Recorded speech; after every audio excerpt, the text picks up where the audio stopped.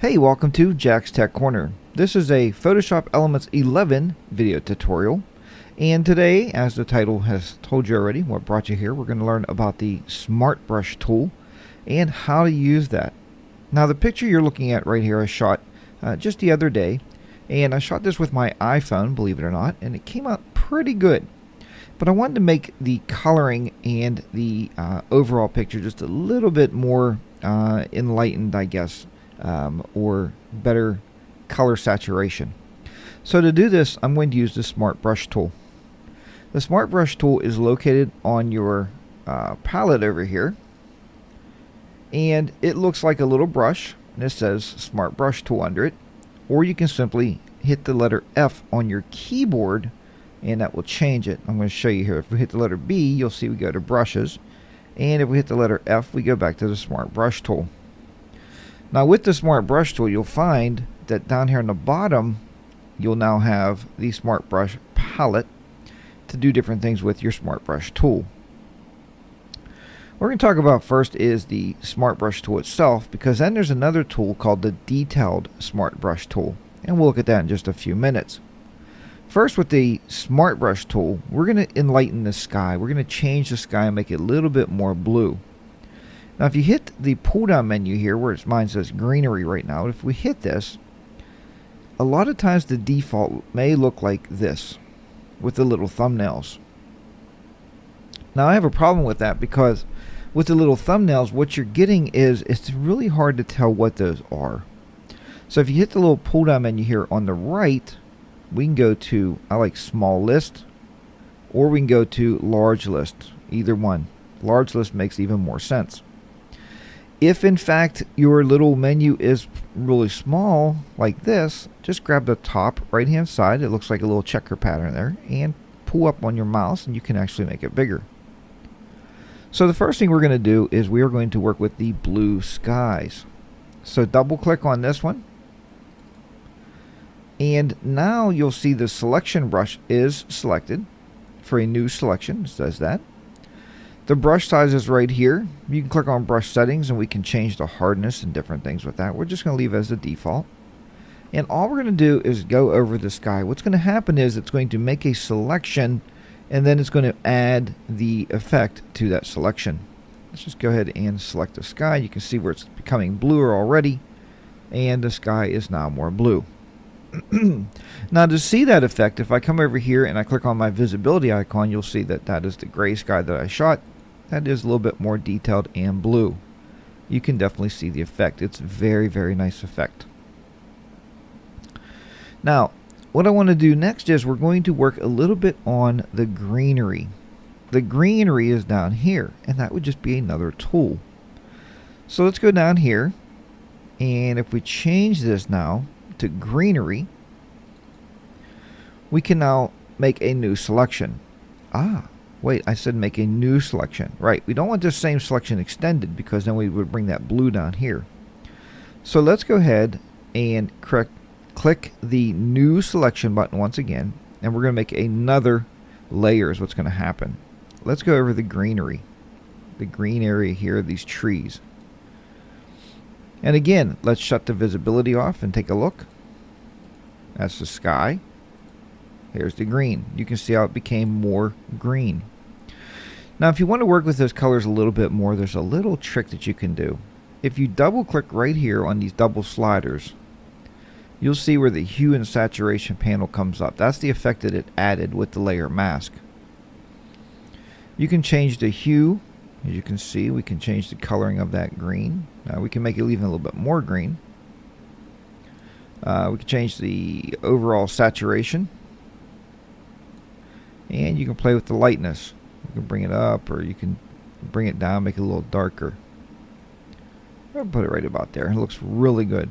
Now you can see where this iPhone picture is really, really, really starting to pop, right? It's really starting to pop off the screen.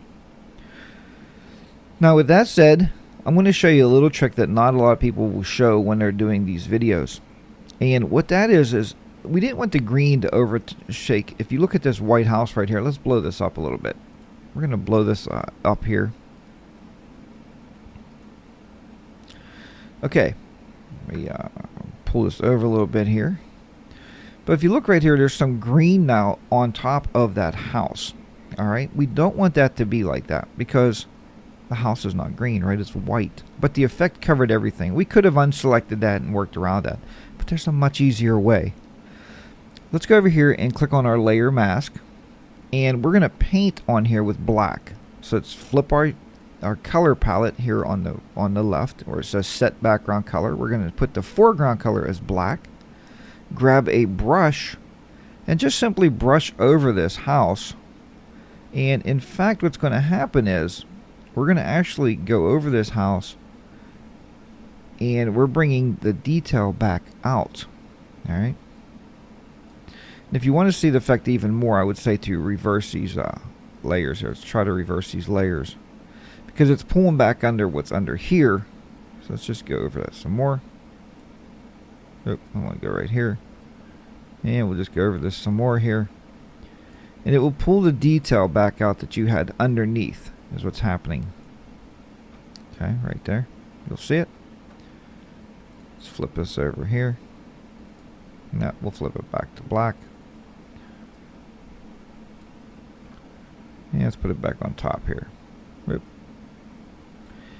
And to move the layers around, you just simply click on your mouse and move your layers back and forth, and that will move the layers around. So there you have it. So what you did was you actually painted, if you can see the white there, and that's the effect. The white is the effect. And we actually painted black on there to bring back out what was underneath before we laid that layer mask on there. So that's all we were doing at that point. Okay, let's go back. So I wanted to show you on the Smart Brush tool. You can see there now where that selection actually was made over top of those. So we'll hit Control or Command D, and we're going to deselect everything.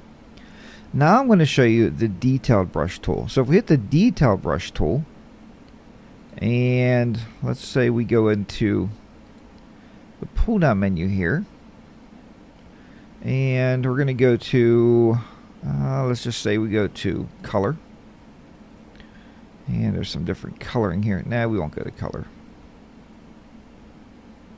Let's go to tint. And the detail brush tool will allow you to get more detailed, alright, on the different areas here. Now we want to undo that. We don't want that in there. And the detail brush tool will allow you to get in and do some detail work. So we're going to do a new selection, and again you can go over a stone and work with the stone itself, and you can see there where we're actually going right over and painting with that purple tint color right on that single stone. So that's what the detail brush is. When you're getting more detailed and more in certain areas, that's where you're working at with that. Okay, so if you want to do something like that. So as you can see, the Smart Brush tool is a very good tool. It makes life a lot easier. You can do a lot of this stuff without actually you know, having the Smart Brush tool. We've done this before in Photoshop Elements 6 all the way through 7, 8, and I think the Smart Brush tool was actually introduced in Photoshop Elements 9. But you can do this stuff. It just takes a little bit more time. It's really nice to have the Smart Brush tool. So if you're using Photoshop Elements 11, obviously you are. That's why you stopped by to watch this video. Then I'm sure it's going to help you out. Once again, folks, thank you very much for watching my YouTube videos. Please click the subscribe button.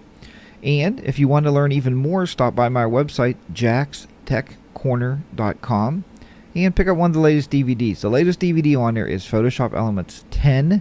And a lot of people say, wow, we'd like to have Photoshop Elements 11.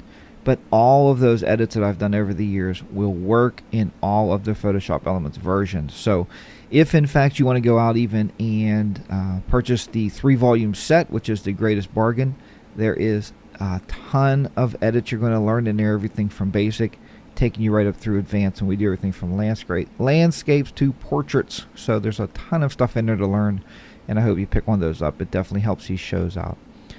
If nothing else, please, when you're at the website, if you buy anything from Amazon, use my Amazon link, and that definitely helps the show out also. It doesn't cost you any more money if you're buying from Amazon anyway. Just go to my site when you go to buy, click on that link, save it as a favorite, and then whenever you go to buy from Amazon, use my favorite, and that definitely helps my shows out, and I do appreciate it. So thank you very much for watching. I hope this tutorial helped you to learn more about the Smart Brush tool, and I'll see you back here next time. Until then, keep those shutters clicking, keep your editors editing, and I'll see you back here very soon. So long for now.